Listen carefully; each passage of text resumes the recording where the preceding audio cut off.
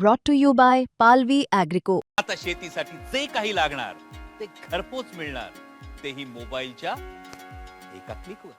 होळीनंतर अचानक अंगाचा घाम वाढला असेल आणि इतका घाम काय तो असा प्रश्न पडला असेल, किंवा बाहेर पडल्यानंतर असं वाटत असेल की अरे उन्हाचा चटका खूप लागतोय, स्कार्फ किंवा कॅप घालायला पाहिजे होती, आज गॉगल घरी विसरलोय.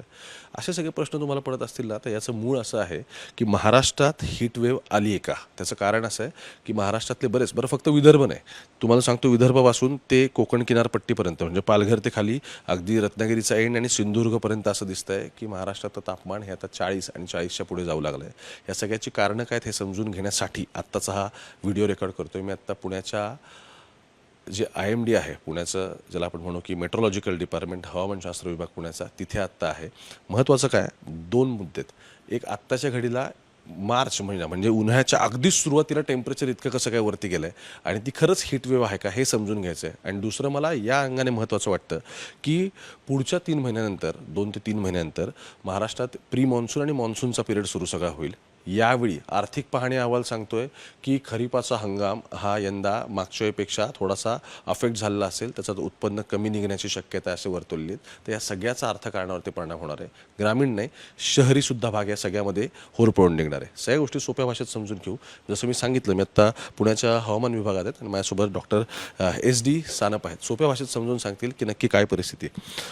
मी बाईकवरून आत्ता आलो, खरंच चटके बसत आहेत. आणि दुसरं महत्त्वाचं, ह्याला हीटवेव्ह म्हणायचं का? हीटवेव्ह कंडिशन्स महाराष्ट्रातील सर्वच ठिकाणी आहेत असं नाही आहे. किनारपट्टीच्या उत्तर कोकणातील काही ठिकाणी हीटवेव्ह कंडिशन्स आहेत आणि विदर्भातील काही ठिकाणी आपल्याला हीटवेव्ह कंडिशन्स दिसून आलेल्या आहेत. परंतु मध्य महाराष्ट्र आणि मराठवाड्यामध्ये टेम्परेचर जरी वाढलं असलं, सरासरीपेक्षा ते जरी जास्त असलं तरी हीटवेव्ह कंडिशन्स नाही आहेत. नाही आहेत आता. हां, थोडं एक राज्याचं चित्र काय मला सोप्या भाषेत समजून सांगाल आणि मी आपल्या व्ह्युअर्सला पण दाखवतो की आत्ता जेव्हा मी हा व्हिडिओ दुपारी 1 वाजता रेकॉर्ड करतोय तेव्हा महाराष्ट्रात परिस्थिती काय. येस. आपण जर बघितलं कालचं जे कमाल तापमान आहे ते इथं म्हणजे ह्या मॅपवरून आपण बघू शकतो. मुंबईमध्ये सांताक्रूज इथे 38.4 डिग्री सेल्सिअस, तसं ठाणे येथे 39.8 आणि सगळ्यात जास्त तापमान जे आहे ते अकोला येथे 40.4 डिग्री सेल्सिअस इतकं झालेलं आहे. आणि महाराष्ट्रातील बहुतांश ठिकाणी टेम्परेचर हे 36 डिग्री सेल्सिअसपेक्षा जास्त आहे, आपण असं बघू शकतो. आणि जरी कोकण किनारपट्टी किंवा मुंबई इथे जर बघितलं, तापमान जरी इंटेरियर महाराष्ट्रापेक्षा जरी कमी असलं तरी तिथे हीटवेव्ह कंडिशन्स आहे.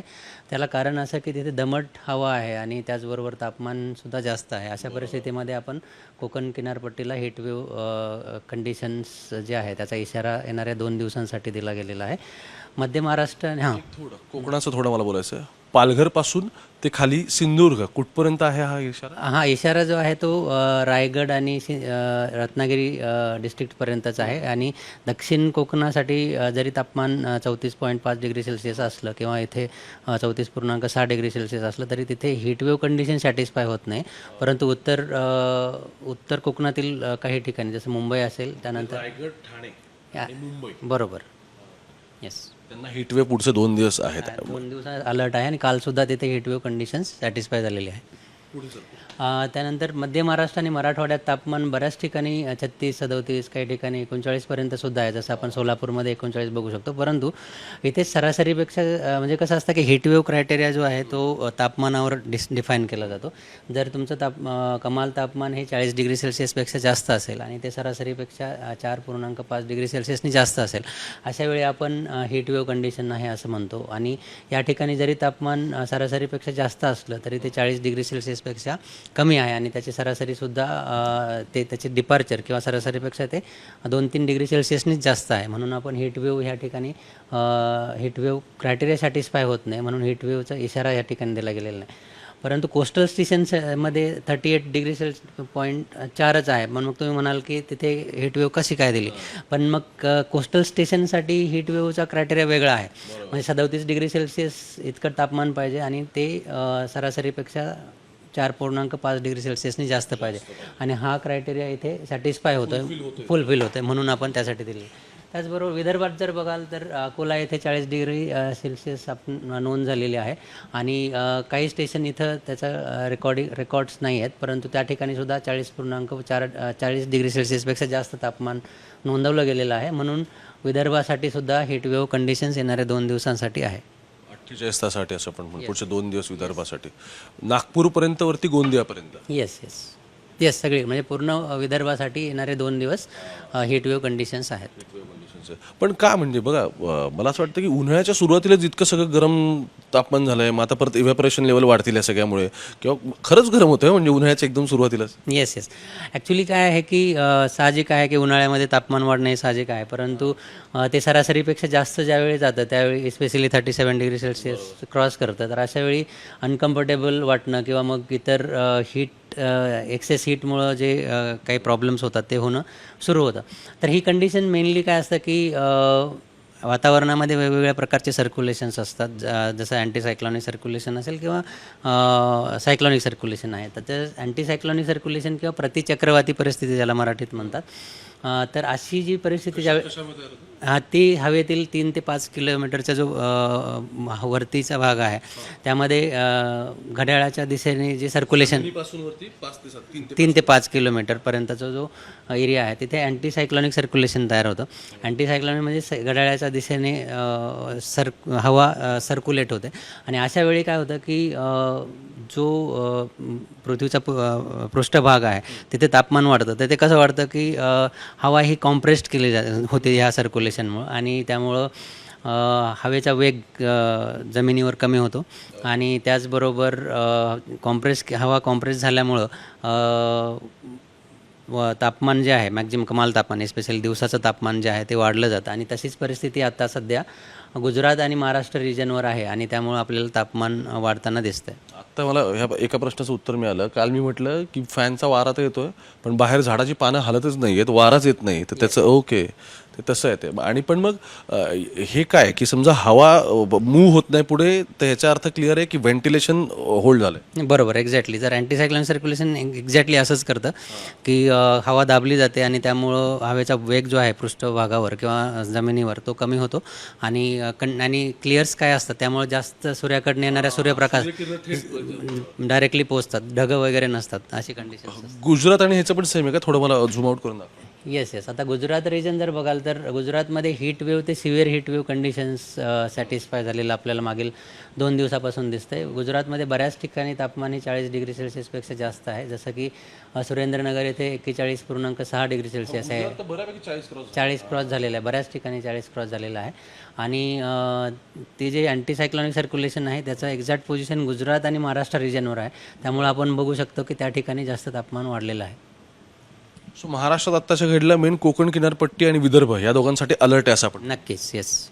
पण मग साधारण आणखी 2 दिवसांत महाराष्ट्रात काय परिस्थिती असेल, एक पॅन महाराष्ट्र चित्र? येणारे 2 दिवस उत्तर कोकण आणि विदर्भासाठी हीटवेव्ह कंडिशन्स आहे आणि येलो अलर्ट दिला गेलेला आहे. मराठवाडा आणि मध्य महाराष्ट्रासाठी काही वॉर्निंग्स नाही आहेत, परंतु तापमान जास्त असल्यामुळं नक्कीच काळजी घेणं गरजेचे आहे. आणि 2 दिवसांनंतर काही वेगळे अशी वॉर्निंग्स नाही आहेत, परंतु 14 तारखेनंतर मराठवाडा आणि विदर्भातील काही ठिकाणी किंवा तुरळक ठिकाणी जसं की मराठवाडा आणि विदर्भातील काही ठिकाणी आपण तुरळक ठिकाणी ॲक्च्युली पाऊस एक्सपेक्ट करतो आहे आणि त्यामुळं दिवसाचं तापमान 1-2 डिग्री सेल्सिअसनी अजून कमी होण्याची शक्यता 14 तारखेनंतर आहे, आता तरी नाही. 14 तारखेनंतर पाऊस एक्सपेक्टेड करतो? येस, पाऊस एक्सपेक्ट करतो आहे उन्हाळ्याच्या सुरुवातीलाच. म्हणजे काय असतं की मार्च एप्रिलमध्ये पाऊस होत नाही असं नाही आहे. याआधीसुद्धा अशा काही कंडिशन्स आहेत ज्यामध्ये जसं 2023मध्ये आपण मार्चच्या सुरुवातीलाच बघितलं होतं की बऱ्याच ठिकाणी गारपीट आणि विजेच्या कडकडाटाचा पाऊस झालेला दिसून आलेला आहे. तर आपण 14, 15 आणि 16 ह्या 3 दिवसांमध्ये मराठवाड्यातील काही ठिकाणी, मध्य महाराष्ट्रातील दक्षिणेकडच्या भागामध्ये आणि विदर्भातील बहुतांश ठिकाणी तुरळक ठिकाणी म्हणजे जो काही पाऊस पडेल तो काही मुसळधार नसणार आहे, परंतु ढगाळ वातावरणाबरोबरच ढगाळ राहील आणि त्याचबरोबर हलक्या ते मध्यम स्वरूपाचा पाऊस पडू शकतो. एक शेवटाकडे आता मला विचारायचं आहे, म्हणजे साधारण पण 14 तारखेनंतर पुढचे हे किती 2 ते 3 दिवस असेल? 3 दिवस येस 3 दिवस येस. म्हणजे आपण येणारा वीकेंडपर्यंत आपण धरू, सोमवारपर्यंत, रविवार ते सोमवारपर्यंत. बरं, एक महत्त्वाचा प्रश्न मला आता याच्यासाठी विचारायचा आहे. बजेट आलं, बजेटच्या आधी आर्थिक पाहणी अहवाल आला. बघा, महाराष्ट्र काय देशाचं सगळी गोष्ट मान्सून ठरवते, व्हेरी क्लिअर. म्हणजे अख्खा अर्थकारण आपलं सगळं मान्सूनवर चालतं. मला विचारायचं आहे की ज्यावेळी मागच्या वेळी सरकारने म्हटलं की सरासरीचा 109% पाऊस झाला, त्याच्यामध्ये बऱ्याचदा खरीपाचा हंगाम जो वाया गेला तो कशामुळे गेला, तर अवकाळी पावसामुळे तो गेला. मराठवाडा पाण्यात भरलेला होता, बऱ्याच ठिकाणी काही ठिकाणी अवकाळी पाऊस पडला, पिकं झोपली. यावेळी साधारण चित्र काय एक्सपेक्टेड आहे आत्ताच्या घडीला? येस, जसं तुम्ही म्हणालात की मागच्या वर्षी एक्सेस मान्सून जसा झाला आणि त्यामध्ये मराठवाड्यातील बऱ्याच ठिकाणी आपण बघू शकतो की किंवा पूर्ण मराठवाडाच म्हणता येईल, तिथे जास्त पाऊस झाल्यामुळं पिकांचं नुकसान झालं किंवा पूर्ण पिकं पाण्याखाली गेली. आणि मध्य महाराष्ट्रातील सुद्धा बऱ्याच ठिकाणी पिकं पाण्याखाली होती. जरी जास्त पाऊस झाला तरी नुकसान झाल्यामुळं त्याचा सगळा इम्पॅक्ट इकॉनॉमीवर झाला. आता यावर्षीचा जो पावसाचा अंदाज आहे तो आमचा एप्रिलमध्ये येईल, first stage long range forecast, आणि दुसऱ्या टप्प्यातला फोरकास्ट जो आहे तो मेच्या अखेरीस येतो. तर आत्ता सध्या तरी तो इन प्रिपरेशन आहे. ज्यावेळी येईल त्यावेळी आपण त्याच्यावर बोलूयात. Thank you so much sir, thank you so much. मला तुम्हाला हे सोप्या भाषेत यासाठी समजवायचं होतं की जसं मी व्हिडिओच्या सुरुवातीला म्हटलं की अंगाला घाम येतो आहे, बाहेर पडल्यानंतर चटके लागतात, तर ते एक्झॅक्टली काय होतं ना महाराष्ट्रात हे त्यांच्याकडून समजून घेणं जास्त महत्त्वाचं आहे. कारण काय की बरेच अहवाल असतात, बऱ्याचशा पाहणी असतात, बऱ्याच गोष्टी त्यांना ॲनालाइज कराव्या लागतात वातावरणातल्या, आणि त्यानंतर हे सगळं फोरकास्ट आणि हा सगळा मॅप तुमच्यासमोर तयार होतो. त्यामुळे तुम्ही मुंबई तक बघत राहा सगळ्यासाठी. कॅमेरा पर्सन गोपाळसोबत मी ओमकार थेट, पुण्यावरून.